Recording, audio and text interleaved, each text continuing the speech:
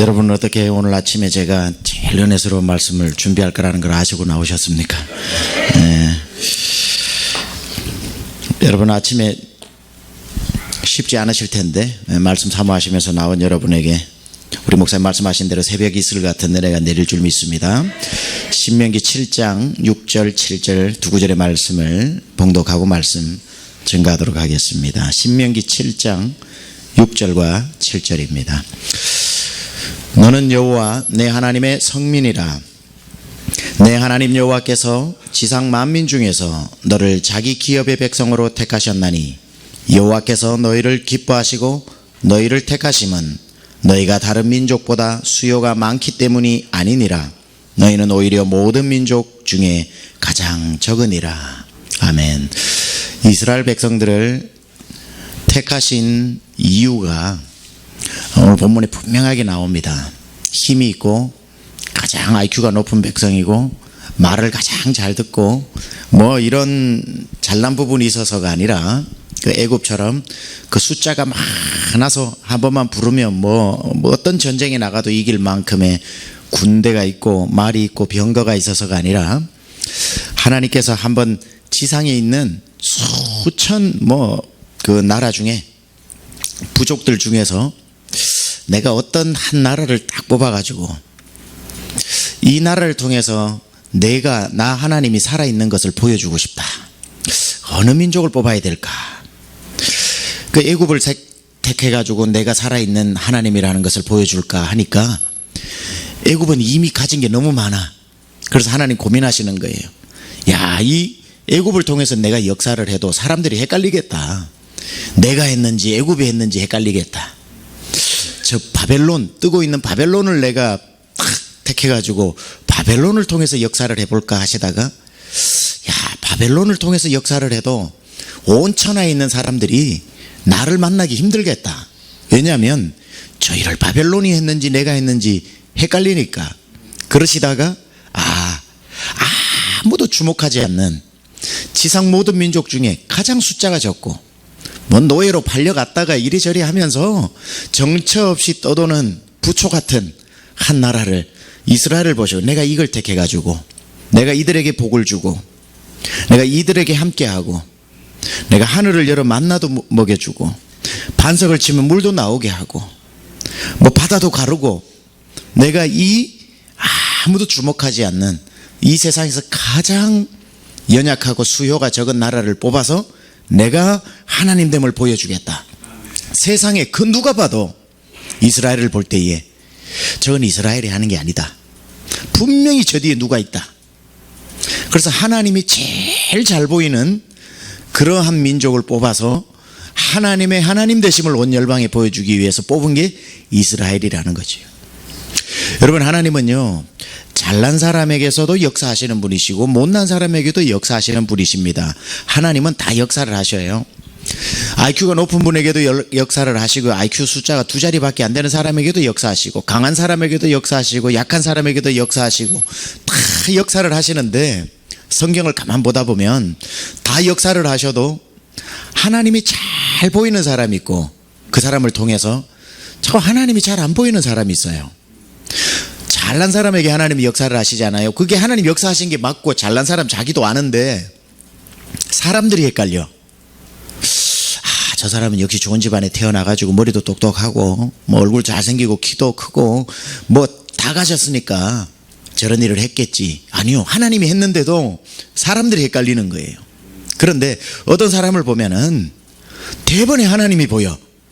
저거는 100% 저 사람이 하는 게 아니다 지금. 응? 저런 데 태어나가지고 저런 얼굴 가지고 저런 상황에서 저 사람이 저런 일을 했으면 저거는 저 뒤에 누가 있다. 그래서 하나님이 잘 보이는, 여러분 어떤 분이 되시기를 원하십니까? 이왕이면 여러분은 표정도 좋으시고 잘생기셨고 다 가지셨으니까 못날 필요도 없고 일부러 여러분이 못 가질 필요도 없지만 만약에 스스로 생각해서 내가 좀 많이 가졌다라고 하시는 분은 다른 사람보다 10배 노력해야 됩니다. 더 겸손하고 나 아닙니다. 하나님이 하셨어요. 이 하나님의 일입니다라는 것을 힘을 다해서 보여주면 되는 거예요. 근데 잘난 사람이 그냥 못난 사람 정도로만 하나님께 영광을 드러내면요, 그럼 그 사람이 보입니다. 100%. 하나님의 영광을 본의 아니게 가려버려요. 그래서 열심을 다해서 드러내야 되고, 좀 내가 아무리 생각해도 환경이 그렇게 좋지 않고 내가 부족하다 그러면은 기뻐하십시오. 누가 봐도 하나님의 영광이 쉽게 드러날 수 있습니다. 그래서 우리는 이러나 저러나 궁핍에 처해도 부한데 처해도 그냥 우리에게서 드러나는 것은 예수 그리스도의 영광. 그 사람들이 자꾸 이 부족한 상태, 이제 제가 쓴 책 제목이 부족함인데요, 그걸 오늘 아침에 거의 요약한다고 그랬습니다. 이 부족함이라고 하는 상태를 굉장히 견디지 못하는 사람이 있습니다. 근데 우리가 살다 보면 부족할 때가 많아요, 넉넉할 때가 많아요. 솔직히 사람은 다 연약한 인간이라서 부족할 때가 많아요. 근데 가만히 목회를 하면서 저도 보고 우리 성도들도 봐도요, 부족한 상태에서는 뭘 못하더라고. 자꾸 하나님이 채워주실 때까지 기다리더라고. 그래서 제가 답답한 거예요. 아니요, 부족할 때 부족한 상태에서도 얼마든지 그것 가지고도 하나님께 영광 돌릴 수 있다는 거죠. 우리 세상에 살다가 몇 번 안 오는 만족한 상태에 가서야 겨우 주의 일을 한다면 평생 한두 번밖에 주의 일 못하고 가겠지만, 우리 인생의 어쩌면 80% 이상이 그 시간들이 부족한 상태에 머물러 있을 텐데, 그런 80% 이상 되는 시간을 만족할 때까지 가만 기다리고 있다가 그 허송세월 어떻게 다 보내냐는 거죠. 그래서 부족함은 부족함 자체로서도 하나님의 일을 얼마든지 할 수 있는, 마치 어제 저녁 말씀과 맥락이 다 있는 것처럼, 한 달란트는 5달란트 줘봐요 할게요 하는 게 아니라, 한 달란트 가지고 어떻게 주의 일을 위해서 할까, 내가 지금 부족한 상태에서 이 부족한 상태에서도 어떻게 주님의 일을 할까. 부족하면 어때? 내가 부족하면은 나머지 부분은 우리 주님께서 능력으로 커버해 주시겠지. 너의 능력이 고린도후서 12장에 심히 연약한 데서 내 능력이 오히려 강해지느니라. 연약하니까 주님을 붙잡게 되는 거잖아요. 여러분, 세상 것 다 가져도요, 우리 하나님을 여러분 소유하지 않으면 여러분은 아무것도 없는 것이고요. You got everything with God. You have nothing without God. 여러분, 하나님 없이는 아무 것을 아무리 계급이 높고 아무리 세상의 것을 소유를 다 해도요, 그 사람에게 하나님이 없으면 그분은 아무것도 없는 겁니다. 왜냐하면 결국은 요단강 건너갈 때 아무것도 그게 요단강 건너 따라오지 않기 때문에. 그런데 여러분이 지금 누군가를 비교해서 무엇을 가지지 못했다고 해도, 지금 여러분 분명히 하나님을 믿고 하나님이 나와 함께 하신다면 여러분 다 가지고 있습니다. 왠 줄 아세요? 하나님 안에 다 있기 때문에. 하나님은 모든 것을 소유하신 분이신데, 여러분이 이것도 소유하고 저것도 소유하고 저것도 소유하면서 왜 피곤하게 삽니까? 하나님 한 분만 만나면 내가 찾는 모든 게 하나님 안에 있는데. 그 신앙생활은 아주 간단한 겁니다. 하나님 한 분을 내가 소유함으로, 믿음으로 말미암아 하나님 안에 있는 모든 것을 누리는 것입니다. 그 알라바마에서 목회를 하셨던 목사님이 저희 교회에 오셔가지고 간증을 한번 하시는 가운데, 굉장히 본인이 지금은 은퇴를 하셨지만 젊었을 때에 그 간증을 하시는 거예요. 한국에서 이분이 이제 침례신학대학교를 나오시고 경기도에 있는 어느 중학교의 미션스쿨에 그 교목으로 가셨습니다. 그 미션스쿨의 교목이니까 청소년 집회에 유명한 강사가 되셨어요. 옛날 젊은 시절에. 그래가지고 경기도의 어느 여름 수련회 때 이분을 초청을 한 겁니다. 목사님 와주시겠습니까? 우리 경기도에 중고등부 수련회가 있는데, 당연히 가야지. 그렇게 약속을 정하고 몇 달이 지나서 이제 일주일 전에 그 학생회장이 전화를 한 겁니다. 목사님 다음 주 오시는 기억하시죠? 당연히 기억하지. 그러면은 말씀 제목하고 본문하고 주세요. 저희 주보 만들어야 되니까요. 그래서 바로 전화기로 시편 23편, 본문의 시편 23편 전체, 그러니까 전화기 건너편에서 들려오는 거죠. 시편 23편. 제목은요? 그러니까 제목? 여호와는 나의 목자시니. 그래서 여호와는 나의 목자시니. 그 당시만 하더라도 믿음, 순종 이런 식으로 딱딱 끊어지는 제목이 유행했지, 이런 식으로 하다가 멈춰지는 제목이 별로 없었습니다. 여호와는 나의 목자시니 받아 적던 그 학생이, 목사님 이게 다예요? 그러니까 뭐가 더 필요해? 그러니까 아니에요. 이러고는 이제 끄는 거예요. 그러고 이제 다음 주에 집회를 가니까 뭐 학생들이 쫙 모여 있고 이제 찬양을 하고 있는데 주보를 나눠줘가지고 주보를 받고 이제 설교자니까 저처럼 맨 앞에 가지고 앉아가지고 그날은 이제 보자 하고 주보를 열어보다가 이분이 박장대소를 한 겁니다. 시편 23편 제목 여호와는 나의 목자시니 뭐가 더 필요해? 이렇게 나온 거예요. 지난주 대화를 더듬어 보니까 여호와는 나의 목자시니 하니까 걔가 이게 다예요 그러니까 뭐가 더 필요해? 이랬는데 걔는 그걸 받아 적은 거죠. 여호와는 나의 목자시니 뭐가 더 필요해? 이분이 무릎을 치면서 야, 나 오늘 설교 안 해도 되겠다. 이거면 됐다. That's it, that's it. 여러분 정말 아멘 아니십니까? 이거 아멘이죠. 여호와는 나의 목자시니 뭐가 더 필요합니까? 그분 한 분이면 되는 것 아닙니까? 사람을 보며 세상을 볼 때 만족함이 없었네. 나의 하나님 그분을 뵐 때 나는 만족하겠네. 그러면은 가시밭길을 가면 어때요? 가시가 날 찌르면 나 백합화 같은 나에게 향기가 오히려 진동하는데 바람이 불어오면 어때요? 이 향기를 바람이 실어서 다른 사람들에게 전해줄 텐데 여호와 하나님 한 분이면 뭐가 필요하냐는 거죠. 뭐 필요가 없는 겁니다. 난 여호와로 인하여 즐거워하고 난 구원의 하나님으로 인하여 기뻐하리로다. 비록 무화과 나무 열매가 없고 외양간에 송아지가 없고 논밭에 식물이 없고 감람나무 소출이 없을지라도 있을 때도 있고 없을 때도 있죠. 그러나 하박국의 고백이 뭡니까? 난 여호와로 인하여 즐거워하고 구원의 하나님으로 인하여 기뻐하리로다. 제가 한 2년 전에 이거 오늘 설교대로 진행이 안 되는데 이거 성령의 이끄심입니다. 마틴 로이드 존스 목사님은 설교를 준비를 열심히 했는데 딴 얘기가 나오면 순종해라. 성령이 이끄시는 거다 그랬습니다. 한 2년 전에 제가 한국의 소록도를 방문했습니다. 소록도 나환자들이 사는 곳입니다. 그때 이동원 목사님, 홍정길 목사님 그리고 강준민 목사님 저 해서 한 5분이 방문을 했었습니다. 그때에 소록도 중앙교회가 있는데요. 거기에 전도사님 한 분이 한 70이 넘으셔서 남자 전도사님인데 역시 나병 환자신데 우리를 가이드를 해주시더군요. 이렇게 앉혀놓고 소록도를 먼저 설명을 해주고 나중에 가이드를 해주시는데 이분도 눈도 다 허물어지고 코도 허물어지고 입술도 거의 흔적밖에 없고 뭐 귀도 절반 정도 있는 분이신데 그분이 이런 이야기를 하더라고요. 여러분 소록도까지 오는데 고민 많이 했죠. 혹시 나병 옮길까봐. 그러니까 그분들은 또 그렇게 써요. 문둥병 옮길까봐. 여기도 다 사람인데요. 문둥병 희한하죠. 저도 문둥병자인데 암이 걸리고 무슨 뭐 맹장이 걸리고 교통사고가 나면 모든 가족들이 다 들러붙어 가지고 그 병 치료를 합니다. 근데 이 문둥병은 뭐라고? 문둥병만 걸리면 부모도 자식을 버립니다. 그래서 다 아버지는 거기 온 그 할머니 한 분은 처녀 때 문둥병이 옮았는데 이거 어떡하라 방에 누워있는데 부엌에서 칼 가는 소리가 들리더랍니다. 뭐지 하고 가보니까 아버지가 딸 죽이고 자기도 죽겠다고 칼을 가는 소리를 듣고 뒷산으로 도망을 가 숨어 있는데 엄마가 쌀 한 마리를 가지고 그 뒷산으로 찾아와서 딸에게 주면서 그렇게 목 놓아 울면서 네 가고 싶은 대로 가라 그러더랍니다. 그 쌀 한 마리 들고 그 소록도 가면 받아준다 그래서 거기까지 온 사람들, 그런 사람들이 다 모여가지고 소록도 중앙교회를 거기 와서 세상 사람 다 버렸는데 예수님은 거기 계시더라는 거예요. 예수님은 맞아주시더라는 거예요.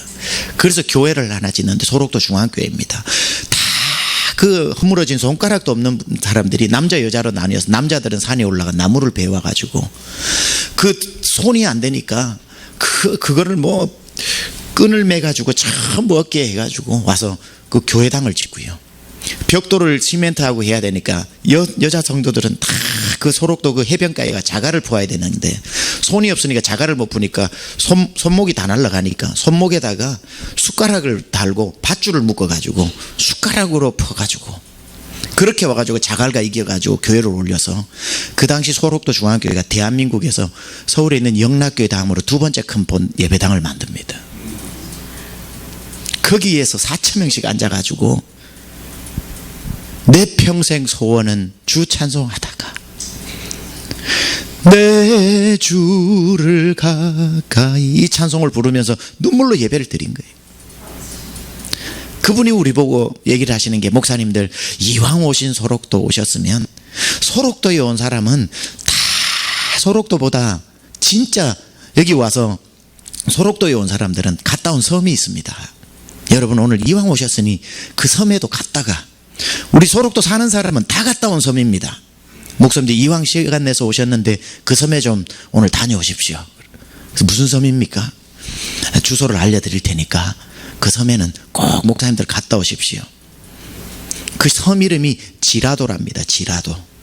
지라도에는 다 소록도 온 사람 갔다 온답니다. 주소가 어딘데요? 하박국 3장 17절이라. 여기 온 사람들은 비록 무화과 열매가 없으며 포도나무가 열매가 없고 감람나무 소출이 그치고 논밭에 식물이 없고 외양간에 송아지가 없을지라도, 다 여기 온 사람들은 지라도를 다녀왔다는 거예요. 없을지라도, 하나님이 내 병을 고쳐주시지 않을지라도, 내가 다시는 우리 가족들을 보지 못할지라도, 내가 이 문둥병으로 살다가 혹시 죽을지라도 난 여호와로 인하여 즐거워하고 구원의 하나님으로 인하여 기뻐하리로다. 이 믿음을 소유해버리니까 그 사람들이 그 소록도에서 천국을 경험하더라는 거죠. 여호와 한 분이시면, 하나님 한 분이시면, 지라도를 다녀온 성도면요, 하나님 한 분으로 만족할 수 있는 겁니다. 우리 샌안토니오 한인 침례교회 모든 성도님들도 지라도 오늘 다 다녀오시기 바랍니다. 여러분 그 섬은 기독교인은 다 갔다 와야 되는 섬이에요. 내가 진급이 늦어질지라도, 내가 세웠던 사업이 길이 막혔을지라도, 내가 10년째 기도해오던 제목이 올해 응답이 되지 않을지라도, 그러나 여전히 하나님 나와 함께 하시니 난 여호와로 인하여 즐거워하고 구원의 하나님으로 인하여 기뻐하리로다. 아니 지라도에 갔다 온 사람인데 응답이 되면 어떻고 안 되면 어때요? 주님이 계신데, 그분이 나의 절대 만족인데, 그 절대 만족인 하나님이 나보다 나를 더 잘하시는데 오죽 알아서 더 나은 것으로, 어떤 자식이 마태복음 6장에도 7장에도 구하라 그리하면 주실 것이요, 두드리라 열릴 것이요, 찾으리라 찾는 이가 찾을 것이니라. 아니 세상에 어떤 부모가 자식이 생선을 달라 하면 뱀을 줄 것이며 떡을 달라 하는데 돌을 줄 것이냐? 악한 부모라도 좋은 것으로 자녀에게 줄 줄 알거든 하물며 하늘에 계신 하나님께서 좋은 것으로 너에게 주시지 않겠느냐? 하나님이 나의 하나님이 되셨으면 내 기도가 지금 거절되는 게 뭐가 중요해요? 더 좋은 것으로 주시지 아니하겠느냐? 지금 내가 기도하는 이때에 왜 응답이 돼야 됩니까? 더 좋은 때에 역사하시지 않겠느냐? 하나님을 믿는 절대 믿음이 필요한 거예요. 다 우리 주기철 목사님, 손양원 목사님, 순교의 반열에 올랐던 분들은 무슨 믿음을 가졌냐면 절대 믿음을 가졌던 거지. 절대적 신뢰, 절대적 아멘. 어떤 환경에서도 하나님을 신뢰하는 절대적인 믿음. 그래서 지금 우리가 볼 때는 지금 응답을 못 받은 것 같고 지금 부족한 상황인 것 같지만 사실은요, 그때가 그 사람 속에서 하나님이 제일 역사를 많이 하실 때입니다. 여러분도 돌아보세요. 잘 나갈 때 주님을 많이 찾았습니까? 없을 때 주님을 많이 찾았습니까? 주의 은혜가 언제 많이 머물러 있었습니까? 내가 약할 그때에 곧 나의 능력이 내 속에서 온전하여 지면이라. 그래서 우리는 세상 사람들은 부족한 사람들을 이류라고 그러고 실패한 사람이라 그럴지 몰라도 기독교인들은요, 부족한 상태에서 찬양하는 사람입니다. 시편 40편에 내가 기가 막힐 웅덩이에 가다가 빠져버렸어요. 기가 막힐 웅덩이에 빠져가지고 세상 사람들은 그럼 그렇지 내가 되는 게 없지, 살다가 누가 웅덩이에 파놔서 이런 웅덩이에도 나는 참 빠졌냐? 기가 막힐 웅덩이라고 그래요. 웅덩이 빠져보세요. 앞도 막혔죠, 옆도 막혔죠, 뒤도 막혔죠. 사방이 다 막힌 데가 웅덩이입니다. 그러나 웅덩이는 한 곳은 열려 있네요. 하늘이 열려 있는 거지. 그래서 시편 기자 40편에서는 내가 기가 막힐 웅덩이에 빠졌지만 그 사람은 원망, 한탄, 한숨, 절망, 누구 뭐 탓하는 게 아니라 그때 뭐라고 그럽니까? 새 노래 곧 하나님께 올릴 찬송을 내 입에 두셨으니 그 남은 시간에 수렁이니까 빠져들겠지요. 맨 땅도 아니고 수렁은 허우적거릴수록 빠져드는 거지요. 생각하는 겁니다. 그래, 내 생명이 한 뼘밖에 안 남았구나. 한 뼘밖에 남지 않은 내 생명에 뭘 해야 되지? 그래, 한 뼘 후에는 주님 앞에 서게 될 텐데 한 뼘 남은 이 시간에 찬송이나 하자. 새 노래 곧 하나님께 올릴 찬송을 내 입에 두셨으니 찬송을 했더니만 하나님의 손이 나타나서 나를 수렁에서 건져 올리시고 나의 발을 반석 위에 두사 내 걸음을 경고케 하셨으니, 이러므로 사람들이 꼴 좋다 잘난 척 하더니만 그래 남들도 안 빠지는 그런 데 빠져가지고 허우적거리냐, 넌 실패한 인생이라 했던 사람이 갑자기 하나님이 건져내시는 것을 보고 여호와를 두려워하여 그를 의지하리로다. 하나님이 계시긴 계신가 보네. 부족하면 어때요? 그게 여러분 빠진 데가 수렁이면 어떻고, 그곳이 감옥이면 어때요? 바울과 실라가 감옥에 갇혔는데 그 자기들이 생각하는 거죠. 오늘 죽을 수도 있겠다. 외옥이 있고 내옥이 있는데 내옥에 갇혔으니까 중범죄자니까 내일 죽을지도 몰라요. 형장의 이슬로 사라져요. 바울과 실라가 그래, 하루밖에 남은 인생, 하루밖에 남지 않은 인생 몰라며 살지. 여보게 우리 찬송이나 하세. 우리 주의 성령이 내게 임하여. 그냥 그 감옥이 의인화를 지켜보면 감옥 문이, 지금까지 세상의 에베소 지역에 중범죄자라는 중범죄는 다 가둬봤는데 들어온 그 내옥에, 외옥은 경범죄자니까 그냥 뭐 하루 있다가 판결 받고 나갈 수는 있지만 내옥은 중범죄자들만 오는데, 살인자들이 이런 데만 오는데 밑에 지하 10m 이상 들어가는데 거기에서 감옥 문이, 거기에 들어온 사람은 밤새도록 욕만 했는데 한 번도 감옥 문으로 살아보면서, 간수가 아니고 감옥 문이 의인화를 시켜보면 처음으로 자기가 감옥 문으로 있으면서 중범죄자로 들어온 사람 중에 노래하는 사람 처음 본 거예요. 그러니까 감옥 문이 너무 당황해서 열렸다는 거 아닙니까? embarrassed 되어진 거죠. 찬송은 환경을 당황시킵니다. 찬송할 수 없는 중에 찬송해버리면요, 환경이 어쩔 줄을 몰라가지고 흐물흐물해져가지고 다 빠져나갈 길이 열리는 겁니다. 부족한 상태에서 찬양을 해보세요. 어둠 속의 찬송은 기적을 부른다오. 어둠 속에 세상 사람 다 원망하잖아요. 근데 어둠 속에 아무도 하지 않는 찬송을 하면 어둠이 당황해서 어쩔 줄을 몰라 합니다. 내가 지금까지 이 어둠이라는 권세로 사람을 한 번만 이렇게 쓱 감아도 그냥 어쩔 줄 몰라서 이리 방황 저리 방황하는데, 아니 이 사람은 어둠이 겹겹이 쌓였는데 찬송을 해버리니까 어둠이 놀라서 떠나갈 줄 믿습니다. 찬송은 환경을 놀래키고 환경을 당황스럽게 만들고 여러분을 싸고 있는 환경의 옥문을 열어젖히는 능력이 있는 줄로 믿습니다. 이게 찬송의 능력, 부족한 상태에서 하나님을 노래하는 겁니다. 부족해도요, 하나님 쓸만한 능력은 단 한 개 놓으셨어요. 강영호 박사, 고 강영호 박사, 미 차관보로 한국 사람이 오를 수 있는 계급에 미국에서 가장 높은 자리에 오른 분이지요. 그분은 그냥 일반인으로 태어났다가 중학교 때 날아오는 공에 맞아가지고 한쪽이 실명하고 조금 후에 나머지 눈이 실명이 돼가지고 소경이 돼버립니다. 그 충격을, 아들이 실명이 됐다는 충격을 듣고 어머니가 바로 돌아가십니다. 고아가 돼버립니다. 누나 손 밑에서 자랍니다. 그래서 고등학교를 들어갔는데 누나하고 맹인학교에 넣어가지고 마사지를 배우게 합니다. 난 이거 하다가는 못 살겠다 그래가지고 공부를 해가지고 연세대학교를 들어갑니다. 그리고는 미국에 난 유학 가야 되겠다 하고, 미국은 장애인들 차별 안 하는 데더라 해서 들어와서 피츠버그 대학교에 박사학위를 받습니다. 그리고는 차관보가 되어진, 복지부 차관보가 되어진 입지전적인 인물이죠. 이분이 이제 그렇게 아들 둘을, 진석이, 진영이를 낳았습니다. 큰아들 진석이가 이제 초등학교 시절인데, 이제 강영호 박사가 밖에 나갔다가 이제 들어왔는데 아내인 서근옥 여사가 근심 어린 얼굴로 여보 잠시만 저 좀 봐요. 그리고 왜? 그래서 내가 오늘 큰아들 진석이 일기장을 봤는데 좀 심각한 것 같아요. 뭐라고 적혀 있는데 그게 전부 다 우리 아빠는 아무것도 못해요.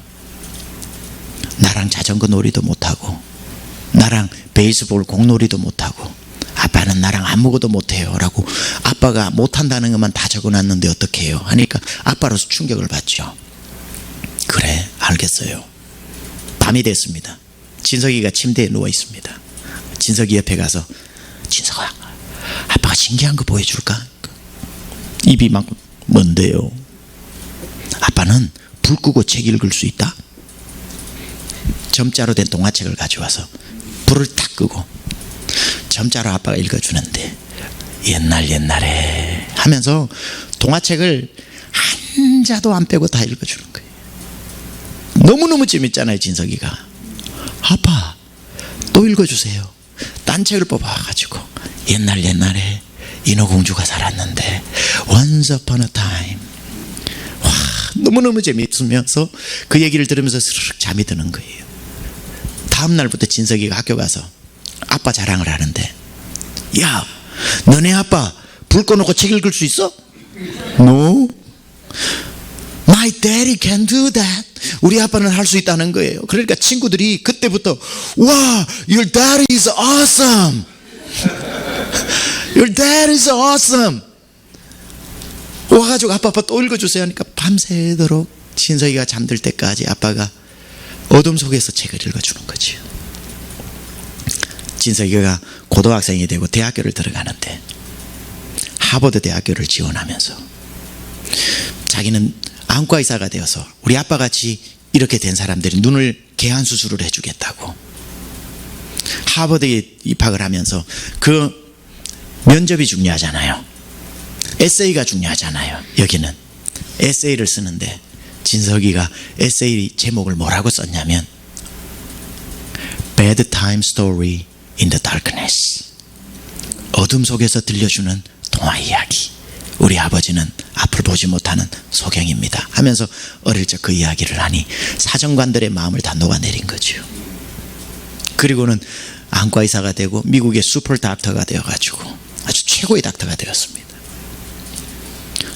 강영호 박사는 선택할 수 있었어요. 그래, 미안해, 아빠가 못해서 미안해, 못난 아빠 만나서 미안해, 아빠가 너 좀 못 도와줘서 미안해, 이렇게 하지 않고 소경이지만 그 속에 하나님이 넣어준 그 부족함 속에 감추어둔 보물을 이분은 캐내어가지고 아이에게 주더라는 거죠. 눈이 감기는 바람에 점자의 능력, 읽을 수 있는 능력이 생겼더라는 거죠. 여러분, 한 가지 부족하면요, 하나님의 다른 능력을 여러분에게 배가시키고 계시다는 겁니다. 남이 가진 능력을 내가 없어서 여러분이 울 필요가 없어요. 나에게 이 능력이 없다면 더듬어 보세요. 분명히 이 능력을 가져가신 데는 다른 능력을 넣어 놓으셨을 텐데 부족함 속에 감추어둔 하나님의 선물이 뭔지를 찾으면 되는 거예요. 바울은 말이 어눌한 사람이라서 그가 말로 설교를 하면 사람들이 다 비웃었다고 그랬습니다. 고린도서에. 여러분, 복음을 전해야 되는 바울이 심한 말 더듬증인 환자였다는 거예요. 환자에 가까울 정도로. 여러분, 제가 와가지고 부흥사라고 왔는데 여러분 성경에 보면 이러면 내일 아무도 안 나올 거예요. 여러분들, 설교자는 이 언어 구사가 또박또박 해야 되잖아요. 바울은 그게 없었다는 거예요. 치명적인 약점입니다. 말이 어눌하다 보니까 바울은 글을 쓰기 시작했죠. 편지를 쓰기 시작했죠. 다 돌려서 읽으라고 회람서신을 쓰기 시작했죠. 말이 어눌해서 쓰기 시작한 편지가 여러분 손에 있는 성경이 되었잖아요. 그러니까 하나님은 한 능력을 가지고 가시면 다른 능력을 그곳에 감추어 두시면서 그 사람을 쓰신다는 거예요. 여러분, 옛날에 어릴 적에 그렇게 신고 싶었던 나이키 신발이 있지만 누가 나이키 신발을 다 신나요? 집안 형편이 안 되니까 나이키 신발 대신에 동대문에 비슷하게 나오는 나이스 신발이라고 있었죠. 나이키처럼 돼 있다가 뒤에가 탁 올라가 있어요. 나이키는 쫙 이쁘게 빠지는데 이거는 똑같이 생겼다가 뒤에서 딱 열이 올라가 있어요. 이게 나이스예요. 나이스. 그래서 신으면 어느 게 나이키인지 나이스인지 다 알아요. 뒤에만 보면 딱 올라가니까. 나이스 신은 애들은 다 구겨 신습니다. 딱 구겨 신으면은 뒤에 꺾여진 게 안 보여. 그래서 나이키처럼 보여요. 오, 쟤는 부자네, 나이키도 구겨 신고 다니네, 이렇게. 근데 운동회 때 달릴 때는 구겨서 뛸 수가 없으니까 펴서 뛰어야 돼요. 딱 신고 하면은 나이키 나이스가 보이는데, 자, 100m 달리기 가을 운동회에서 나이키를 신은 그 인체 공기보다 가벼운 인체공학적으로 만들어진 나이키와 동대문에 파는 나이스를 신는 사람이 뛰면 누가 빨리 들어갈까요? 아시죠, 답을? 나이스가 빠르대요. 왜죠? 누가 볼까봐. 누가 볼까봐. 그게 희한해요. 빨리 뛰면 나이스도 나이키처럼 보여요. 빛의 속도로 뛰면 이게 씩 하니까 나이키가 아니라 나이스가 아니라 나이키처럼 보이니까 항상 나이스가 나이키를 이긴대잖아요. 성경에도 고린도후서 7장에 하나님의 뜻대로 하는 근심이 있어요. 믿음의 성도들에게도. 그러나 말씀하고 있죠. 그 하나님의 뜻대로 하는 그 근심이 얼마나 너희를 간절하게 했고, 얼마나 주님을 찾게 했고, 얼마나 하나님을 부르게 했느냐. 그 나이스 신발 하나 때문에 더 빨리 달리는 것처럼 여러분의 부족함 때문에 하나님을 떠날 수가 없었잖아요. 그게 복인 줄 믿습니다. 부족함도 다 하나님이 감춰준 능력이 그게 다 들어있는 거지요. 여러분 상황이 깜깜할 때가 있어요. 그러나 오히려 깜깜해서 여러분 안 죽고 살아날 수도 있습니다. 1970년 4월 11일 아폴로 13호 발사가 있어서 달 착륙 3차 발사가 있었습니다. 그때 미국 전체 그게 타임즈에 나오고 뉴스웨이에 나오고 사건이 되었는데요. 달 착륙, 달에 가지도 못하고 대기권을 벗어난 그 아폴로 13호가 중간에 갑자기 산소통이 2개가 있는데 하나가 기능 고장을 일으켜가지고 달을 못 가고 급선회하라는 관제탑의 명령을 받습니다. 아무리 생각해도 이 산소통을 가지고는 달을 갔다가 왕복할 수가 없을 것 같아서 선장이 급선회를 하는데 문제는 뭐냐면 거의 연료가 다 떨어져 가고 산소통 하나마저도 지금 기체 고장이 생겨가지고 지금 우주의 미아가 되어서 완전히 다 죽게 생겼는데 어떻게 할까 선장이 고민하는 가운데 이 선장이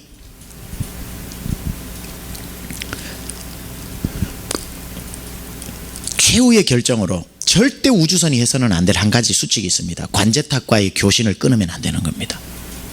그래 끊어버리면 큰일 나는 거니까. 근데 갑자기 교신이 끊어져 버렸습니다. 그래서 이 미국에서는 나사에서는 전부 이게 이제 완전히 기계 고장으로 우주에서 이제 폭발해 버렸다 생각을 했는데 불과 얼마 후에 태평양 군도에서 6명 전원이 살아서 지구로 귀환한 사건이 있어 세계를 놀래킨 적이 있습니다. 인터뷰를 했습니다. 어떻게 다 죽어야 정상인데 살아났냐고. 선장이 이런 얘기를 합니다. 내가 지구로 돌아가기 위해서 보니 연료가 부족해서 일단 연료를 아껴야 되고 산소통 하나도 아껴야 될 것 같아서 제 1수칙인 관제탑과의 교신을 더 이상 할 수 없이 우주선에 불을 다 꺼버렸다는 거예요. 연료를 아끼기 위해서. 진공 상태에는 방향만 조정해서도 갈 수 있으니까. 희한한 불을 다 끄고 나니까 처음에는 당황해서 어디로 가는 게 지구 쪽인지 어디로 가는 게 지구인지가 몰랐는데 우주선에 그 환하던 불을 다 꺼버리고 나니까 파란 색깔 지구가 눈에 들어오더랍니다. 그래서 그쪽으로 수동 조작을 해가서 나머지 지구에 접근할 때 이걸 켜고 대기권을 진입하고 난 뒤에 그 깜깜한 밤에 파란 색깔 지구가 보이다가 이제 기체 안으로 들어오니까 그 어디가 태평양인지 어디가 육지인지를 알아서 바다 쪽으로 조정을 해가지고 거기에 랜딩을 해서 살았다는 거죠. 그 사람 얘기입니다. 만약에 우주선에 불을 켜놓았다면 지구를 보지 못했을 겁니다. 우주선의 전기를 다 꺼버리고 깜깜해지니까 그때야 내가 가야 할 지구가 보이더군요. 살다 보면은 여러분이 켜놓은 불들이 하나하나 꺼져갈 때가 있습니다. 믿었던 사람이 떠나가기도 하고 좀 모아두었던 돈이 사라지기도 하고 내 건강에 삐걱삐걱 이상한 신호가 오기도 하고. 그런데요, 그 불이 꺼졌을 때 오히려 빛 대신 주님이 더 잘 보일 수가 있다는 거예요.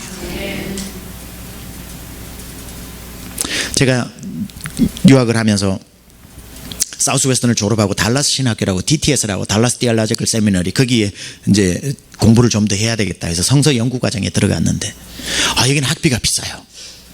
학비가 한 학기에 내고 나면 목회를 하는 중이었는데 그 다음 학비가 그냥 갚기도 전에 몰려오니까 갑자기 학비만 해 딱 10,000불이 1년 만에 딱 빚이 되더라고요. 이거 갚을 길이 없는 거예요. 또 그 다음 학기를 해야 되는데 이거 엄두가 나지 않는 거예요. 그래서 걱정을 하고 있었습니다. 이거 어떡하나 걱정을 하다가 저희 아내한테 얘기했습니다. 여보, 또 학비가 날라왔는데 우리 지금 두 학기도 지금 못 냈는데 이거 어떡하지? 하니까 그래요. 진작 얘기를 하지. 나는 이렇게 된 줄까지는 몰랐네요. 하더니만 저희 아내가 기도를 하러 들어갑니다. 저희 집에 다 클라짓이 있잖아요. 저희 아내는 클라짓 기도를 많이 하거든요. 들어가가지고 막 기도를 방언으로 하고 기도를 열심히 하는데 저는 거실에 앉아서 들었죠. 몇 시간이 됐나요? 한 2시간은 좋게 된 것 같아요. 나오는데 얼굴이 해처럼 밝아. 그래서 제가 여보 응답 받았어? 그러니까 응답 받았어요. 그래서 하나님 채워주신대요. 그러는 거예요. 그래서 제가 그럼 나도 목사인데 하나님 채워주시는 거 알지. 내가 궁금한 거는 어떻게 채워주시냐는 거지. 그러니까 그 응답을 받고 나오라니까 뭘 나도 아는 응답을 받고 나왔냐고. 그러니까 하나님이 채워주시는데 조건이 있대요. 그래요. 무슨 조건? 일단 우리 집에 있는 돈을 다 헌금으로 바치래요. 그러는 거예요. 그래서 제가 여보 돈이 없어서 지금 돈 기도하라고 그랬더니만 고작 응답 받고 나온 게 있는 돈 바치라는 응답을 받고 나왔어? 아니 지금 학비가 없다니까. 그래서면 제가 목사가 아니죠. 그 얘기를 듣는데 제가 마치 잊어버린 얘기가 떠오른 것처럼 무릎을 치면서 그 방법이 있었지 이 말이 툭 나온 거예요. 우리는 돈이 이렇게 또 가지고 해보니까 또 다 찾아와서 바로 은행 가가지고 전 재산이 1,000불인가 1,100불인가 있더라고요. 그걸 봉투에 담았습니다. 그러고는 하나님 앞에 적었죠. 하나님 채워주실 줄 믿고 전 재산 주님 앞에 바칩니다. 그러고 난 뒤에 하나님 앞에 그 주일날 바쳤습니다. 딱 드리고 나니까 이런 간증 많이 들어보셨죠? 월요일날 아침에 우리 성도가 아닌데 목사님 좀 만나자고 영동장에서 만나자고 그래가지고 가가지고 앉았는데 목사님 설교를 평상시에 은혜를 많이 받고 있는데 감동이 와서 드린다면서 하얀 봉투에 두꺼운 게 하얀 봉투 안에 있으면 뭐죠? 딱 주면서 목사님 필요하신데 쓰시라고 이러면서 그 다음날 딱 주시는데 딱 열어보니까 제가 기도했던 필요한 양만큼 딱 정확하게 캐시가 그 안에 딱 들어있는 그런 일은 저에게 일어나지 않았습니다.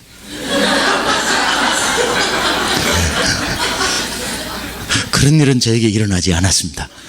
지금까지 저는 신앙생활하면서 전부 그런 간증을 들었는데 저는 나에게도 그런 일이 일어날 줄로 알고 전 재산 빼서 바쳤는데 나에게는 일어나지 않았던 것입니다.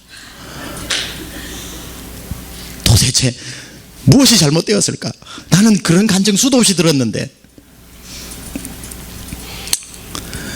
사막을 건너는 6가지 방법 중에 빌 도나주라고 하는 사람이 쓴 책인데요, 지프차가 사하라 사막, 모래사막에 빠지면 모래사막에서 빠져나오는 방법이 있는데 모래사막에 빠져 푸슈푸슈라고 하는 모래 늪입니다. 그게 빠지게 되면은 나오는 방법, 뒤에서 민다, 혼자 운전하다가 뒤에서 어떻게 밀어요? 가스 페달을 더 세게 밟는다. 모래 늪에서는 더 빠져들어가요. 그때 간단한 방법이 있답니다. 타이어에 남아있는 공기를 빼랍니다. 그러면은 밀착이 생겨가지고 쉽게 붕 하고 나온대요.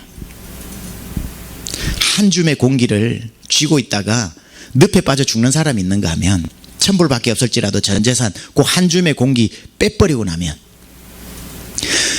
제가 말했던 그 간증이 일어나지 않았는데 1,000불을 전 재산을 드리고 난 뒤에 달라진 게 하나 있어요. 뭐가 달라진지 아세요? 제 기도가 달라졌습니다.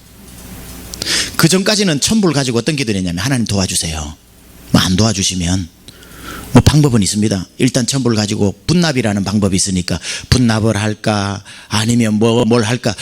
1,000불밖에 안 되는 돈이지만 그게 내 손에 있으니까 10가지 방법이 떠오르는 거예요. 그거 가지고 어떻게 할까. 근데 이게 없어지니까, 타이어에 남아있는 공기를 빼버리니까 그 다음날부터 제 기도가 어떻게 바뀌냐면, 하나님 아시지요? 이제 정말 아무것도 없어요. 하나님이 안 도와주시면 나는 아무것도 할 수 없다라고 하는, 어제 1,000불 있을 때와 없을 때의 기도가 달라졌더라고요. 다른 게 달라진 게 아니라 제가 달라져가지고 기도를 그렇게 한 달 내내 한 번도 해보지 않은 간절함의 기도가 비로소 나오더라니까요. 희한하죠? 기도가 그렇게 바뀌고 나니까 아까 했던 그 간증이 진짜 일어났는데 한 달 뒤에 일어나더군요. 내가 천불했더니 만불 주더라, 돈 놓고 돈 먹기, 이 얘기가 아니라 뭐가 달라진 거죠? 지금까지 제가 했던 기도는 배부른 기도였다는 거죠. 내 방법을 여전히 생각하는 기도였다는 거죠. 완전 절대 부족한 상태로 나를 내몰았더니만 주님이 원하시는 기도가 그때 나오더라는 거죠. 창세기 32장의 야곱의 기도가 뭡니까? 야복 강가에서 기도를 해가지고 하나님과 겨루어 이겼다. 우리 이렇게만 생각을 하는데 어떻게 야곱이 하나님하고 겨루어 이길 정도로 기도를 했을까? 야복강 전날 밤에 보면요, 야곱의 특징이 뭐죠? 거짓말과 달리기입니다. 그래서 그는 달리기 하나를 가지고 인생을 살아온 사람이에요. 잘못해놓고 도망가 버리는 36개의 제왕입니다. 그런데 그날 저녁에 그렇게 형이 400명을 데리고 자기를 찾아오는데 잡으러 오는 건지 화해하러 오는 건지 감이 안 잡혀. 그래서 그 전날 밤에 야곱이 큰일을 하나 하지요. 자기가 하란에 가가지고 21년 동안 모았던 양과 발느린 소와 모든 어정어정 걷는 거는 다 야복강 건너편으로 미리 보내고, 걸음 느린 자기 아내도 여자들도 다 보내고, 자기 눈에 넣어도 안 아픈 아이들도 다 보내고, 야곱은 혼자 남았더니입니다.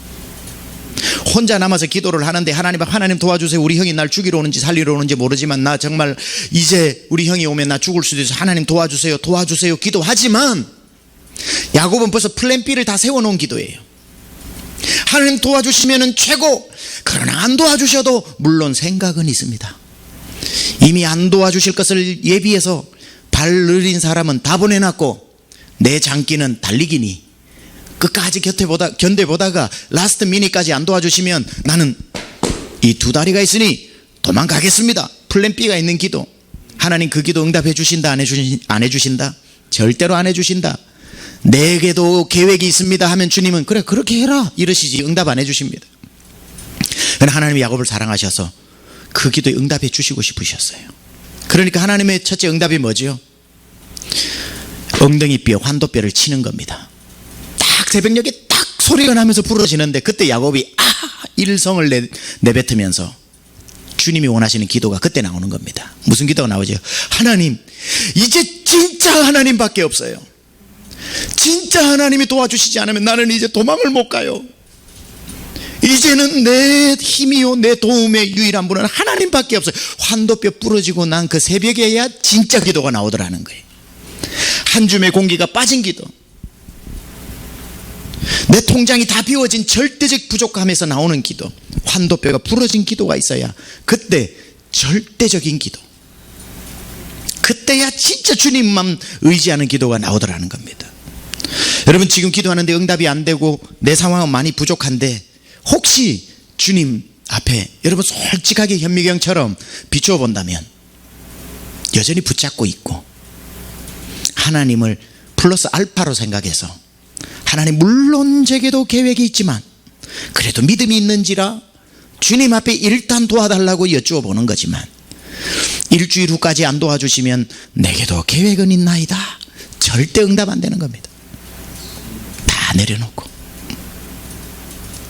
내겐 주밖에 없네, 주님밖에 없는 기도, 주님을 믿는 절대적인 기도. 오히려 여러분이 좀 가지고 있는 그걸 지로로 시켜버리고 하나님을 온전한 분으로 신뢰하는 그 기도 속에서 역사가 일어나는 것입니다. 제 얘기를 좀 하면서 마무리하겠습니다.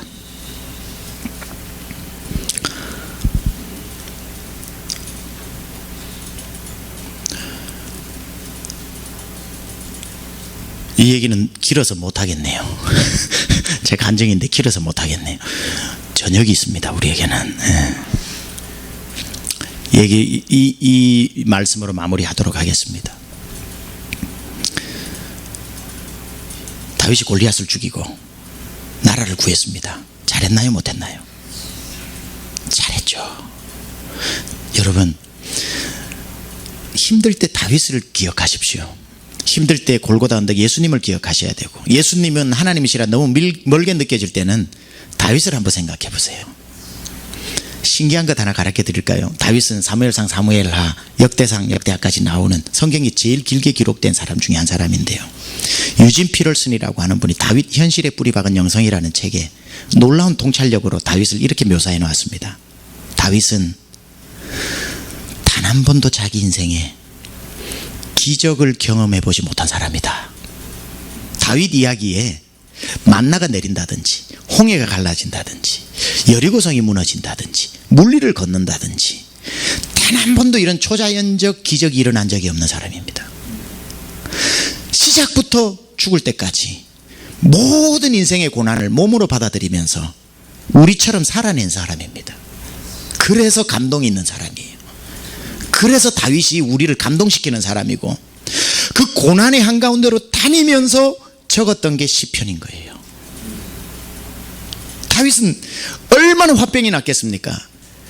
남이 잡으러 와서 죽이려고 해도 화병이 나는데, 아니 장가 가려고 예비 장인 어르신한테 장인 어르신 딸을 맡겨주십시오 하면은 이놈 안 돼 하고 따기 한 번만 때려놓고도 나중에 그래도 몇 번 무릎 꿇고 아내를 얻어도 장인 어른 볼 때마다 서운할 텐데, 장인 어른 사울이 자기를 죽이러 오는 거 아닙니까? 엔게디 광야, 바란 광야, 신 광야를요, 짐승이 짐승을 쫓아다니는 그 무법천지에 한 사람은 도망가고 한 사람은 죽이겠다고 쫓아가는 짐승처럼 쫓겨다니는 사람이 다윗이었습니다. 잘못이라고는 해야 나라 구한 죄밖에 없는데, 골리앗 죽인 죄밖에 없는데 속 터져 죽습니다. 사울에게 죽기 전에. 근데 엔게디 광야, 바란 광야, 신 광야를 몇 년을 도망다니냐면 장장 10년을 도망다닙니다. 우리는 한 1, 2년 갔다 온 줄 아는데 연대기를 추정하면 10년 이상입니다. 앨리스트. 굴 속에서 잠을 자야 되고 적토를 담요 삼고 하늘에 내리는 찬소리를 이불 삼아서 살아야 되는 것이고요. 천만인이 나를 두려치려 한다 그러고, 때로는 살아야 될 것 같아서 자기가 죽인 골리앗의 나라인 블레셋에 들어가 가지고 거기서 빌부터 살려고 하다가도 자기가 들통이 나니까 미친 척 하면서 침을 질질 흘리면서 거기서 도망 나오는 비참한 다윗의 인생을 한번 생각해 보십시오. 사울이 만들어 놓은 구덩이에 빠져 가지고도 아둘람 굴에서 잠을 자기도 하고, 자기가 하나님 앞에 밤에 한두 번 물었겠어. 하나님, why me? 내가 왜 이 광야에 짐승이나 뛰어다니는 곳에 이 적토를 담요 삼고 하늘을 이불 삼고 이렇게 언제 끝날지도 모르는 10년째 이 방황을 해야 됩니까? 정갈밭을 피해 가야 되고 뱀밭을 피해 가야 되고, 목이 마를 때는 수십 리를 달려 물 한 안을 떠서 마셔야 되는 자기의 이 기적이 없는 인생. 그런데 그 절대적인 부족한 10년이 지나고 하나님이 그를 높이 들어 왕으로 삼으시고 다윗을 전쟁터에 나가게 하셨는데, 블레셋과의 전쟁터 나갔을 때 다윗이 전쟁했던 게 블레셋 나라죠. 10번 전쟁하면 10번 다 어디서 전쟁을 했냐면 바란 광야, 신 광야, 엔게디 광야입니다. 다윗이 군사를 이끌고 딱 나가봤더니만 깜짝 놀라죠. 저 블레셋이 쳐들어오는데 광야를 쭉 봤더니만 다윗이 이때 영어를 씁니다. I am so familiar with this. 여기는 내가 10년 동안 살았던 데인데.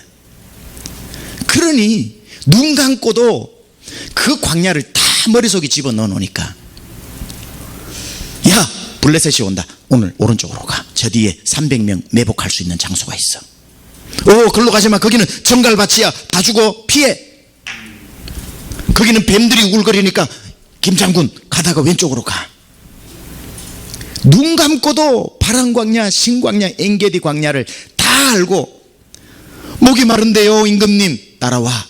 물이 줄줄줄줄 계류가 흐르는 곳에 이끌어 물을 마시게 하고, 오늘 밤을 잠을 자야 될 때 내가 아둘람 굴 봐뒀지. 따라와. 다 백성을 이끌면서 성경은 이렇게 기록합니다. 다윗이 전쟁에 나갈 때마다 하나님께서 그를 이기게 하셨더라. 다윗이 그때 아는 거죠. 지난 10년의 세월은 도망 다닌 듯 했으나 하나님이 시키는 왕의 수업을 받았구나. 그 10년은 내가 앞으로 왕으로 살아야 되는 왕의 수업 기간이었구나. 오늘 중에 사랑하는 여러분, 엔게디 광야처럼 마른 땅을 걷는 분 계십니까? 기도가 지연이 되어져서 속에 화병이 올라옵니까? 내 평생 교회 주님 섬긴 것밖에 없는데 그게 어울리지 않는 지금 응답이 와서 당황스럽습니까? 왕의 수업을 받고 있는 것입니다. 이 모든 경험을 통해 다 하나님이 이 경험을 사용하실 겁니다.